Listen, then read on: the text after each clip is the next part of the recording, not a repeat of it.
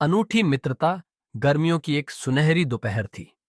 गांव के बाहरी हिस्से में एक घना आम का बाग था। बाग के बीचों बीच एक बड़ा पुराना आम का पेड़ था जिसकी शाखाएं दूर दूर तक फैली हुई थीं।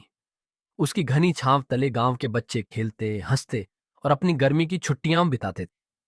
लेकिन उस आम के पेड़ का सबसे करीबी साथी था टॉमी, एक प्यारा सा कुत्ता। टॉमी गांव के सरपंच का पालतू था, लेकिन उसे खुला माहौल पसंद था। हर सुबह वह आम के पेड़ के नीचे आ जाता और उसकी जड़ों के पास खुद को लपेटकर लेट जाता।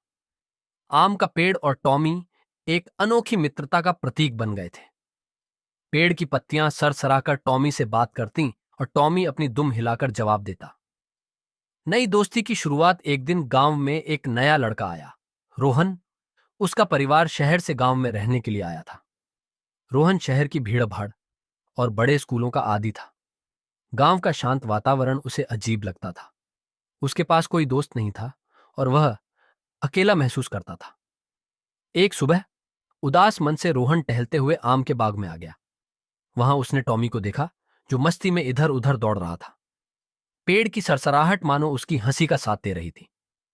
रोहन ने सोचा कि कुत्ते के साथ खेलने से उसका मन हल्का हो जाएगा। वह टॉमी के पास गया और उसे प्यार से सहलाया।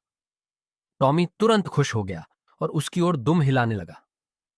तुम्हारा नाम क्या है? रोहन ने हंसते हुए पूछा।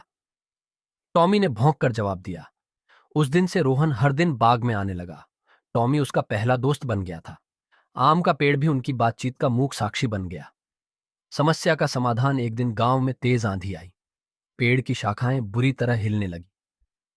टॉमी पेड़ के पास छिप गया, लेकिन रोहन घर की ओर भाग गया।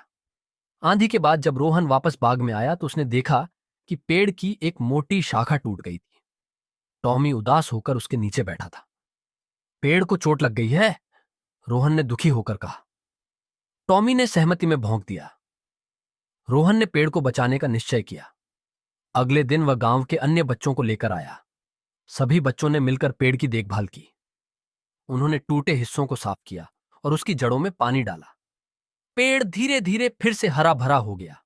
उसकी शाखाएं नई पत्तियों से भरने लगी। अब पेड़ की छांव पहले से भी घनी हो गई थी। अनोखी मित्रता का जश्न एक दिन रोहन ने बाग में सबको बुलाया। उसने आम का पेड़ सजाया और बच्चों के लिए खेलों का आयोजन किया।